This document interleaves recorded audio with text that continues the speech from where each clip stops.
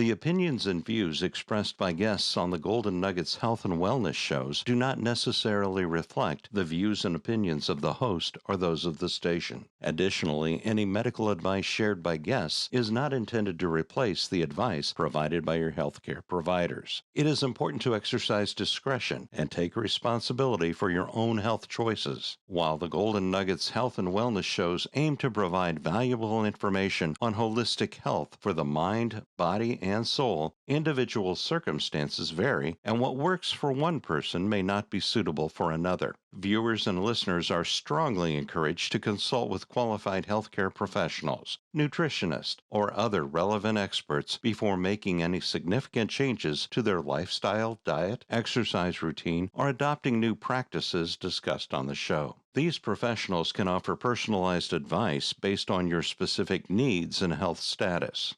The host, guests, and producers of the Golden Nuggets Health and Wellness shows disclaim any responsibility for consequences arising from the use or misuse of the information provided. By engaging with our content, you acknowledge that it is not a substitute for professional advice, and that you will seek guidance from qualified professionals as needed. Thank you for being a part of our health and wellness community.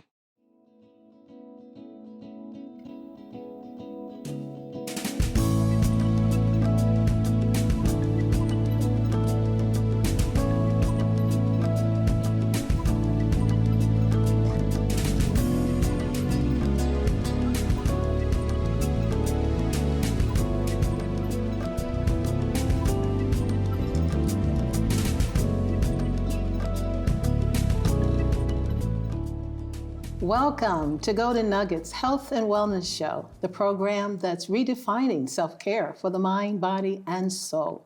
I'm Dr. Starr. I'm a licensed mental health counselor, health and wellness consultant, and your host for this show. Our mission is simple: to empower you with creative and innovative self-care strategies and resources that help you prosper and be in good health even as your soul prospers.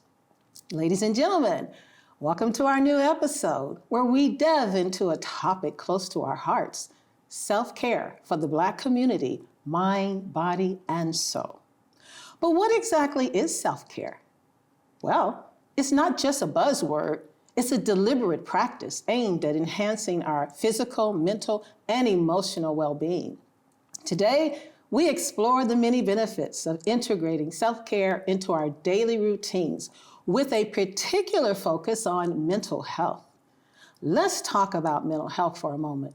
In a world where anxiety and depression are prevalent, practicing self-care can be a powerful antidote. From mindfulness, prayer, deep breathing, and relaxation techniques to meditation and imagery, these practices offer pathways to managing and alleviating these burdensome feelings. Moreover, by prioritizing ourselves, we boost our self-esteem and equip ourselves with the emotional resilience needed to navigate life's inevitable challenges. However, self-care isn't a one-size-fits-all solution. What works for one person may not work for another. That's why it's crucial to explore various activities and strategies to find what best suits our individual needs and lifestyles. Before we dive into our discussion on mental health and the Black community, let's take a moment to acknowledge one of the many strengths within the Black community: resilience. Throughout history, despite facing systemic racism, social injustice, and economic disparities, the Black community has demonstrated remarkable resilience, and we stand alongside you today, offering strategies, tools, resources to enhance your mental health and well-being. Remember, your mind is your greatest asset, so let's be mindful of what we put into it. Before we begin, allow me to introduce our esteemed guest, Dr. Joseph Smedley. He is the founder and president of Smedley & Smedley Consulting and Training, LLC. Welcome, Dr. Smedley. Thank you for having me. Oh, it's an honor to have you today. Would you tell us a little bit about you and what you do? Sure. I'm a Chicagoan. I'm from Chicago. I was born and raised there. I left there and went to Washington, D.C., where I obtained my doctorate in clinical psychology from Howard University.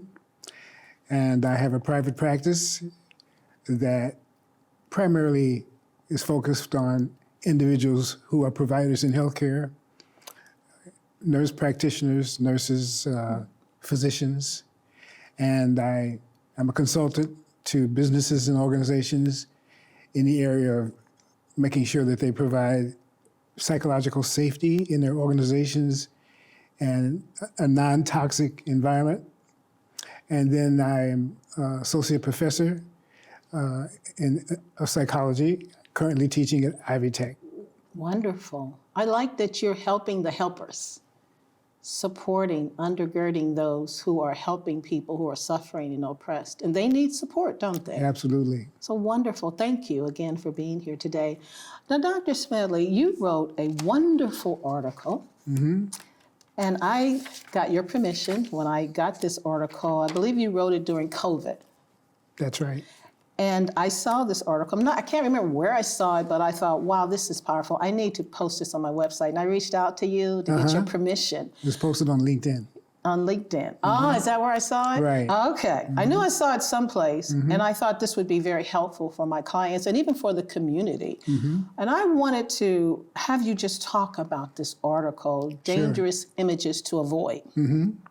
Would you tell us what prompted you to write this? And just for the audience's sake, I've read it many times. I think one of the things that really jumped out at me, and I want you to address this, are the common symptoms of learned helplessness.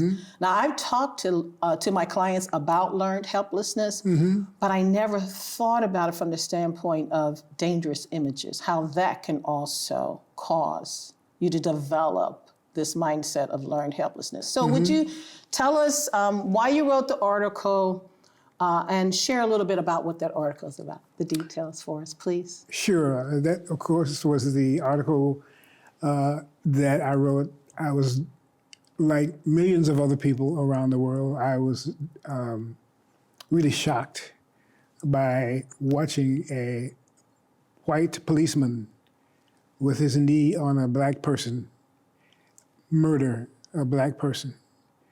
And it really grabbed me to the point where I was reflecting on how many other thousands of particularly African Americans, persons of color, as well as others, were affected by that image.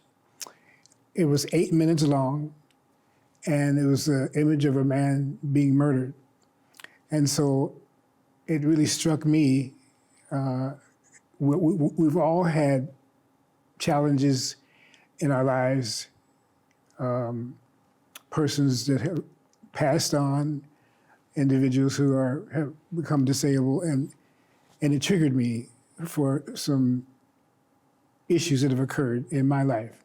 So I thought that was probably the same case with thousands of other people who watched it. Wow. I also was concerned because it was, as you say, it was during the pandemic, which means that there were a lot of children at home, more so than usual. And That's true. Many of them were being attended to by watching streaming video. And so I was concerned about the impact on our children as well. Wow. So you, with your experience and training, you were triggered. I was triggered, yes. So if you were triggered and you had the skills, you had the resources, you knew what to do Yes. to take care of you. While I'm thinking about those folks that didn't have those skills Right. and resources or the support to work through that. Right. What would be the long-term effects of being exposed to that? And I always tell people, be careful. You know, you have your eye gates and your ear gates, and you should be careful what you put into it, because it's just like eating. What you eat becomes a part of you, Right. or what you watch and what you hear. Exactly. Also, whether it's conscious or unconscious, becomes a part of you. And one of the things I mentioned in the article is that, we have to be, which you just said, we have to be careful what we watch. Just because something is streaming, we don't have to look at it. And as I mentioned in the article, use your remote. There are probably hundreds of thousands of streaming videos of comedies, shows and musicals that are available to you. And so one of the things I said in the article was use that remote. And I am a big fan of that. One of the things, for example, even today, in today's environment, a lot of times the news media will say, now we're going to show you this, whatever it is that they're getting ready to reveal. And you hear them say, now, I want to prepare you, this might be difficult for you to watch. Remote time. Mm-hmm. I immediately clicked the station off. I did it yesterday. Is that right? They were going to show, it was a show about reporters, how many reporters were killed in the Gaza, Israel. Yes. Fight. More reporters were killed in that covering that event than any other time. And so they said, we're going to show you this news piece, but it may be difficult to watch. And I said, so that was your clue? That was my clue. Well, I guess it raises questions for me. One, why is there so much violence in social media if everyone understands the impact? Mm-hmm. Why is it that when you click on Instagram and why is there so much violence? That's the one question that comes to my mind. If it has such a devastating impact on our behavior, our thinking, and we see so much violence in our country, mm-hmm. then why do we continue to put those images in social media? That's one question I have for you. Maybe I should just let you answer that before I give you a second one. We live in a violent society. Where does that come from? It comes from politicians. Mm-hmm. It comes from individuals who feel that they can make money from showing violent images.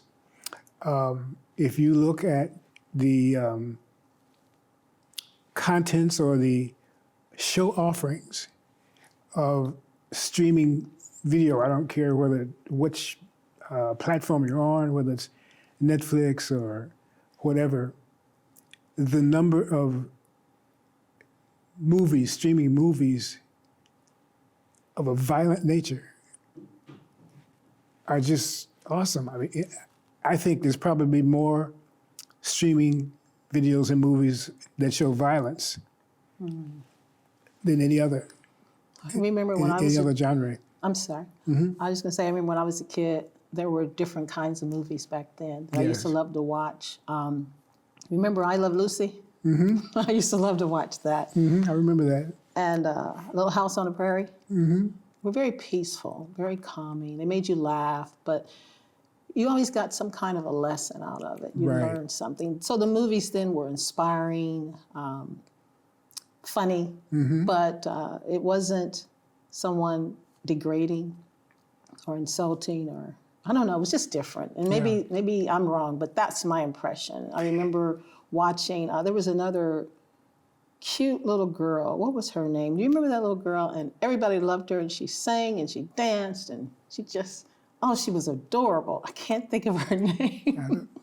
Shirley Temple. There you go, Shirley Temple. Right, you remember that? I remember. Oh, I just loved that. Yeah. It was just so delightful to watch. And even some of the movies, many of them were Westerns then. Yes, Westerns. Where there was violence.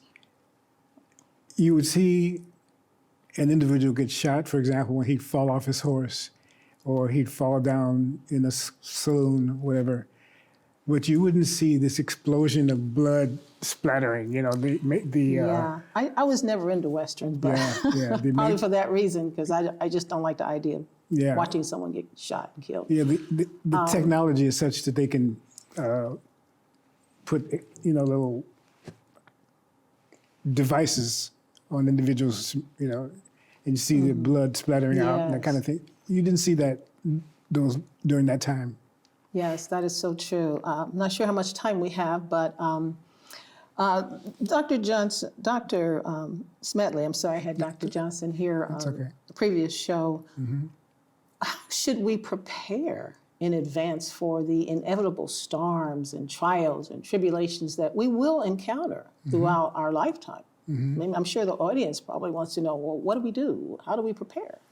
That's, in psychology, we call that developing resilience. Developing resilience. And resilience is the ability to bounce back from whatever it is, what tragedy, difficulty that we have in life that all of us are getting ready to experience, we just experienced, or we're experiencing now in real time. Okay. We will all go through trials and tribulations. And so with that being the case, if you know that that's the case, then things that you can do, and it dovetails with self-care, and that is to make sure that you are eating properly, getting the proper amount of sleep. It's very important. Eating properly is a major issue now. We must avoid processed foods.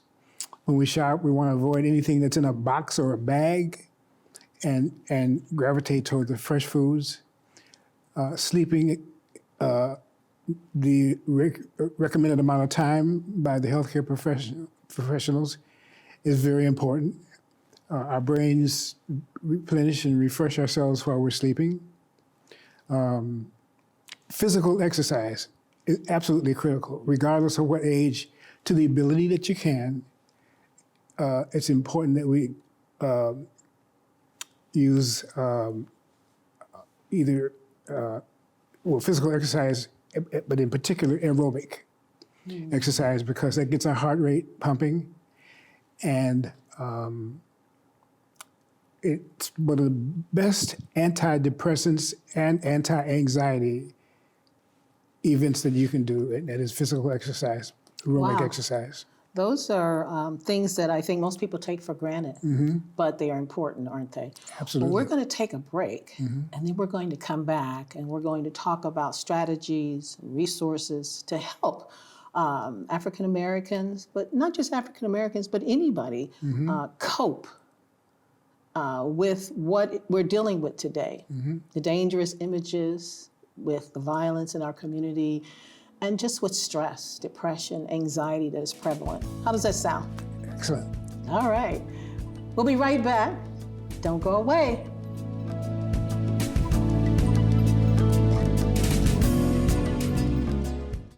Dr.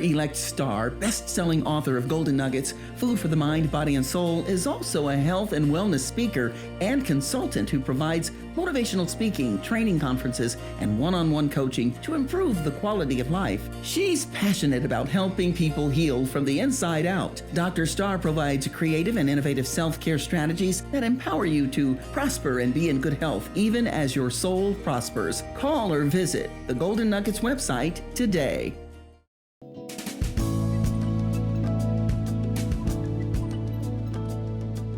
Welcome back to Golden Nuggets Health and Wellness Show. We're here with Dr. Smedley, and we've been talking about his recent article called Dangerous Images to Avoid. And one of the things, Dr. Smedley, you shared in this article were common symptoms of learned helplessness in children. And you said that this learned helplessness can be developed as a result of watching dangerous images. Is that correct? Absolutely. And so I want to just read some of the things you mentioned in the article, the symptoms.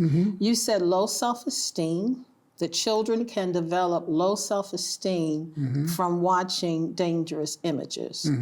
And you said they could also develop poor motivation, giving up, lack of effort, frustration, procrastination, failure to ask for help.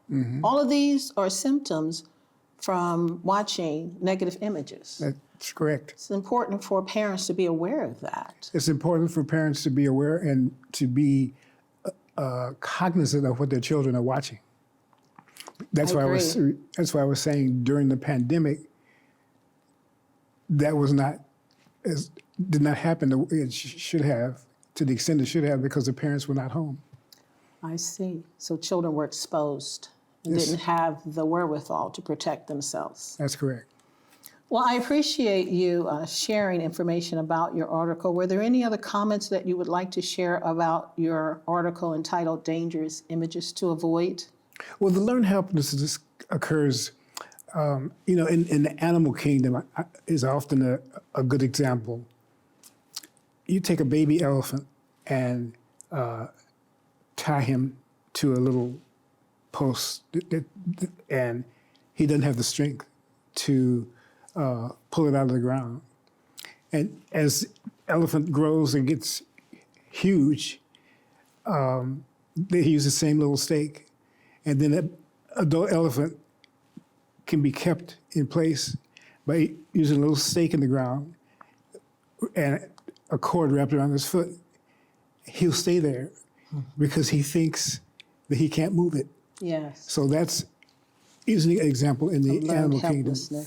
And with regards to the dangerous images, you're looking at something that you can't do anything about. Okay. It's horrible, but you feel you can't do anything about it. One thing that you can do is get involved in the struggle to prevent those kind of things. But if you don't do that, then you're just watching something that you can't do anything about. That's learned helplessness. That's how you learn That's how you develop learned helplessness. Okay. And I've also shared another piece of how one can develop that, and in particular in the Black community, when you're trying to succeed, you start a job, you're fired immediately, abruptly, or you're doing achievements, but you're discounted, you're never acknowledged. It's like getting burned every time you attempt to do something. And then after a while, if you're not careful, you learn helplessness. Every time I try to get ahead, something happens. And I've heard people say that. Okay. What is that? I take one step forward and I end up taking 2 steps backwards. I've heard that as a way of describing. And so some people give up. That's right. It's like, what's the point? I'm not even going to try anymore. But I think there's a connection with what you shared. It's important to know your strengths.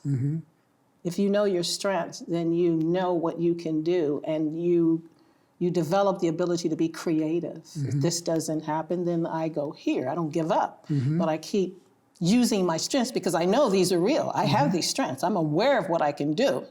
So I'm going to create. This door closes, I'm create another one. Yes. I think it gives you hope. Absolutely. Some of the strategies that I wanted to share today to help with mental health. For people who may be struggling with negative mindsets, they live on the negative side of the world, is to practice what I call attitude of gratitude. Okay. And there's different ways to do that. A gratitude journal is one way. Every day, just thinking of things you're grateful for, meditating on things you're grateful for. And this is just an example. This is just a little, I love it because it's something you can meditate on, and they have them in the store. But for Christians in particular, here's an example. It says, I am grateful for a sound mind. For God has not given us the spirit of fear, but of power and of love and of a sound mind.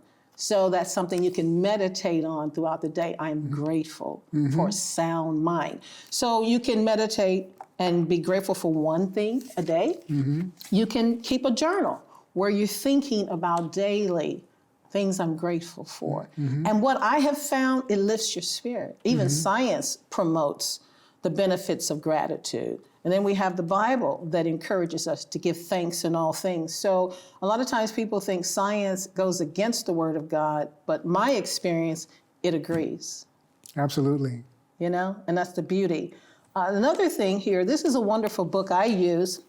And it's called Coping with Anxiety, 10 Simple Ways to Reduce Anxiety, Fear, and Worry.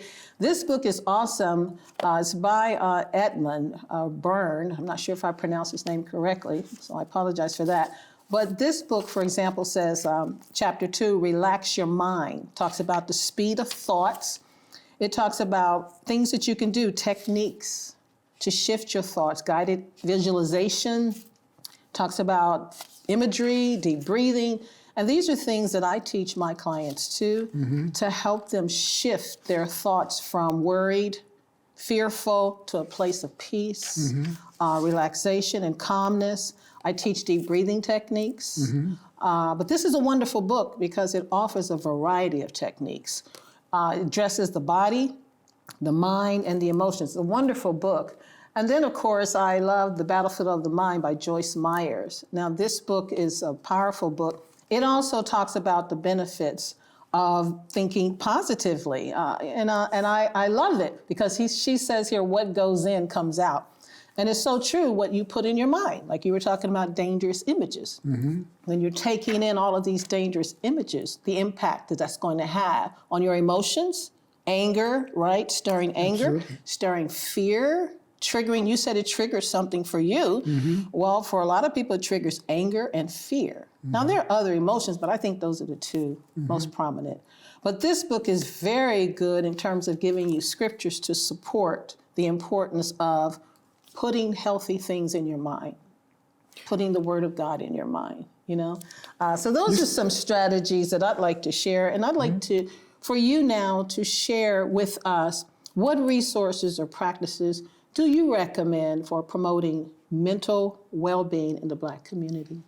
One of the things you mentioned earlier, situations where individuals get a job and they lose it and they look for another job and they lose it. One of the things that I work with my clients, almost all of them, is that we need to develop a strategic plan for our lives.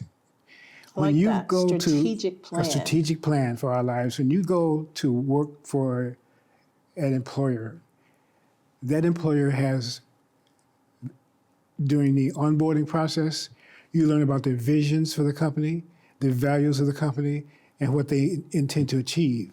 And then they show you how you as an employee are going to help them do that.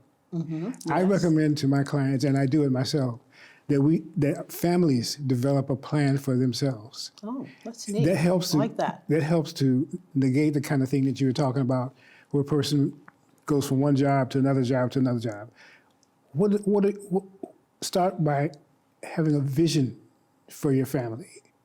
Where do you want to be as a family with regards to finances, economic issues, physical exercise, neighborhood vacations in 2 to 3 years? What do you and your husband and children want to have accomplished in 2 to 3 years?